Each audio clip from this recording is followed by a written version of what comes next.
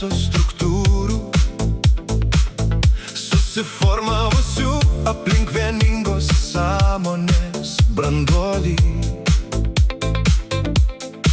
Ne todėl, kad kažkas juos suplanavo, bet todėl, kad meilė tapo erdvėlaikio širdimi. Sąmonės vaikai nebūtinai jauni amžiumi. Jie neturi kartų, nes jų esmė Ne laikmetyje, o būties grynume. kai jie atėjo, pasaulis nustojo būti mokykla. Jis tapo žaidimu, kuris moko per džiaugsmą. Jie nežaidžia iš išmokymo.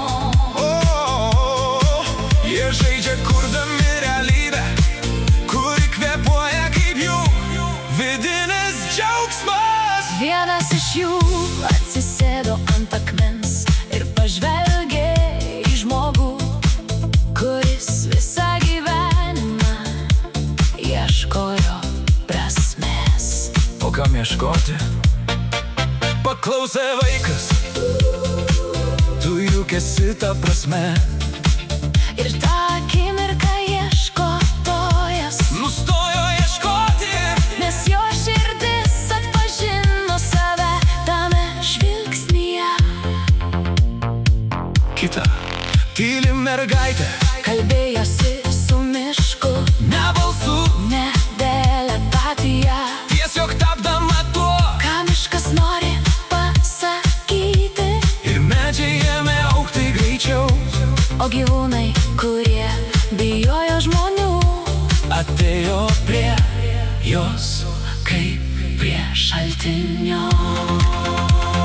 Sąmonės vaikai, nedalyvauja sistemoje. jie transformuoja ją pačią savo būseną. Jie nelaužo taisyklių, Jie paverčia taisyklės, žaismingais susitarimais. kur visi laimi. Jie kalba mažai, Bet kai kalba, visata sustoja paklausyti. kaip jūs tai darot? Paklausė viena iš senųjų, Mes tiesiog prisimenam, ko